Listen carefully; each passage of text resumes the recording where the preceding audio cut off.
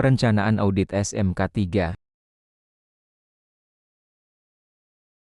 Outline, pertama, prinsip audit SMK 3 kedua, jenis audit SMK 3 internal dan eksternal ketiga, penyusunan ruang lingkup dan tujuan audit keempat, penentuan kriteria audit berdasarkan PP 50/2012 kelima, penyusunan checklist audit berbasis kriteria SMK 3. Tujuan, pertama, memastikan audit SMK 3 berjalan objektif dan sistematis kedua, menetapkan ruang lingkup, tujuan, dan kriteria audit sesuai PP 50/2012 ketiga, menjadi dasar penyusunan checklist audit SMK 3. Prinsip audit SMK 3, audit harus dilakukan secara independen dan objektif agar hasil penilaian bebas dari kepentingan dan bias. Setiap kesimpulan audit wajib didasarkan pada bukti objektif yang diperoleh melalui dokumen, wawancara, dan observasi lapangan. Audit harus dilaksanakan secara sistematis dan terdokumentasi, mulai dari perencanaan hingga pelaporan hasil audit. Selain itu, audit SMK 3 menerapkan pendekatan berbasis risiko untuk memastikan fokus pemeriksaan pada potensi bahaya dan dampak K3 yang paling signifikan.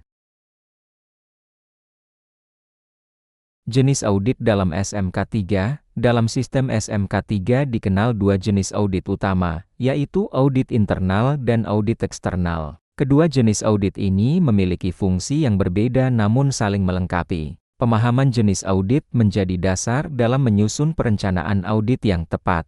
Kesalahan menentukan jenis audit dapat berdampak pada kesalahan pendekatan dan metode audit. Oleh karena itu, identifikasi jenis audit harus dilakukan sejak tahap awal perencanaan.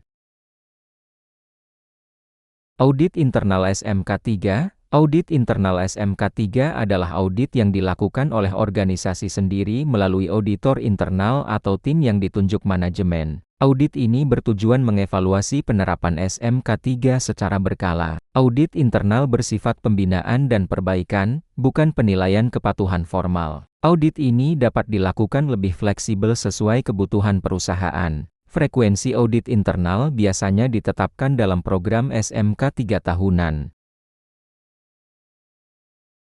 Fungsi dan nilai audit internal. Audit internal berfungsi mendeteksi ketidaksesuaian sejak dini sebelum berdampak pada kecelakaan atau sanksi. Audit ini membantu manajemen memahami kelemahan sistem dan efektivitas pengendalian risiko. Hasil audit internal menjadi dasar tindakan korektif dan peningkatan berkelanjutan. Audit internal juga berperan sebagai sarana pembelajaran bagi organisasi. Dengan audit internal, budaya K3 dapat dibangun secara bertahap dan konsisten.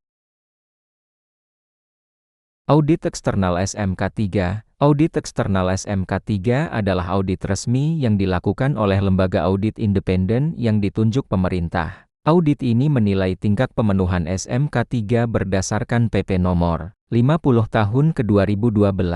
Hasil audit eksternal menentukan tingkat penerapan SMK 3 perusahaan. Audit eksternal bersifat formal dan memiliki konsekuensi administratif. Oleh karena itu, perencanaan audit eksternal harus dilakukan dengan lebih ketat dan komprehensif.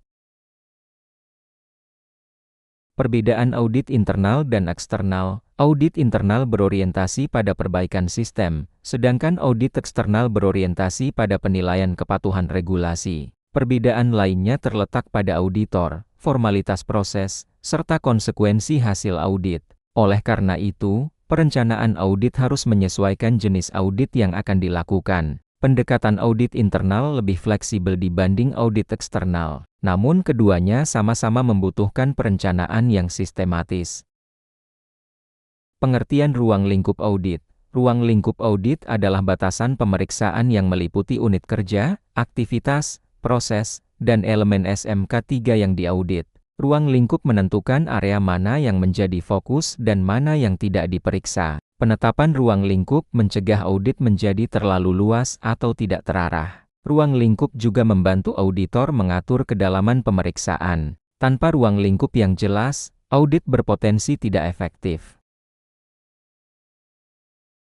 Penetapan ruang lingkup audit SMK 3, ruang lingkup audit ditetapkan dengan mempertimbangkan tingkat penerapan SMK 3, jenis usaha, dan tingkat risiko perusahaan. Dalam audit eksternal, ruang lingkup harus mencakup seluruh elemen SMK 3 sesuai kriteria yang dipilih. Ruang lingkup wajib dituangkan dalam rencana audit tertulis. Penetapan ruang lingkup juga harus disepakati oleh manajemen dan auditor. Hal ini mencegah perbedaan persepsi selama pelaksanaan audit.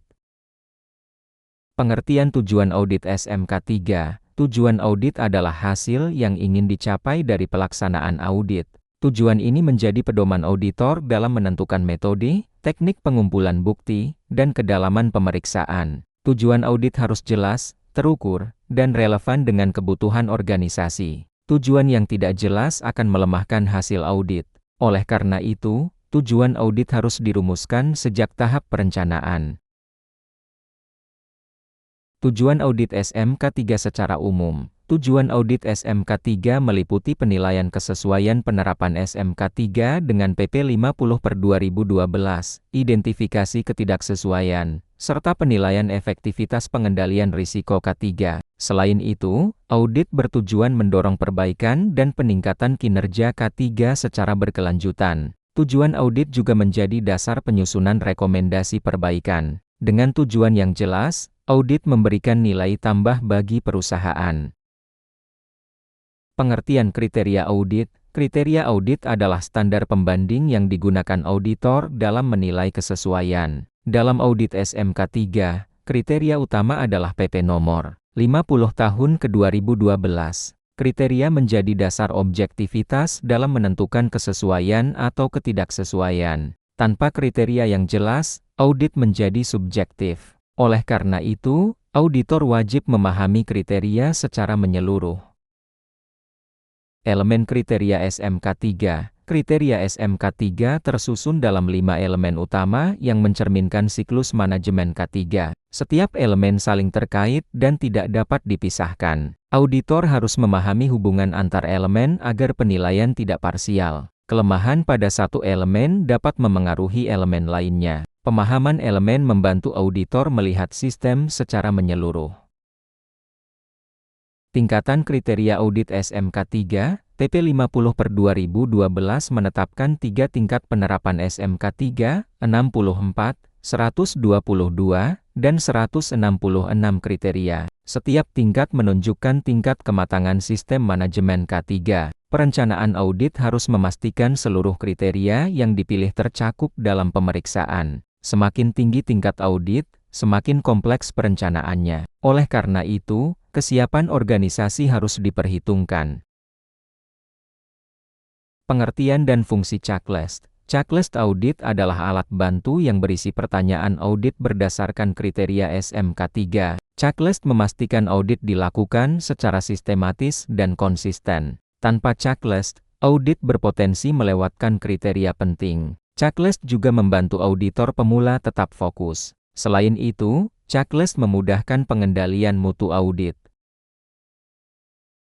Prinsip penyusunan checklist audit. Checklist harus disusun langsung dari bunyi kriteria PP 50/2012. Pertanyaan harus jelas, spesifik, dan dapat diverifikasi. Checklist tidak boleh bersifat asumtif atau interpretatif. Setiap pertanyaan harus dapat dibuktikan secara objektif. Penyusunan checklist yang baik akan meningkatkan kualitas temuan audit.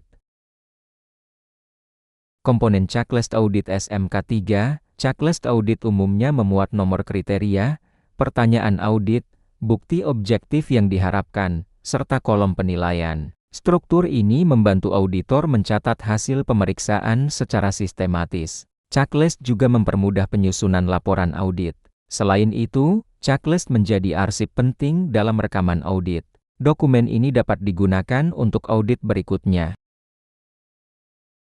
Checklist sebagai dasar temuan audit. Setiap temuan audit harus berangkat dari checklist dan kriteria yang tidak terpenuhi. Temuan yang baik selalu didukung bukti objektif berupa dokumen, wawancara, dan observasi. Checklist membantu menjaga objektivitas dan konsistensi temuan. Dengan checklist, auditor dapat menelusuri kembali dasar temuan. Hal ini penting untuk mempertanggungjawabkan hasil audit.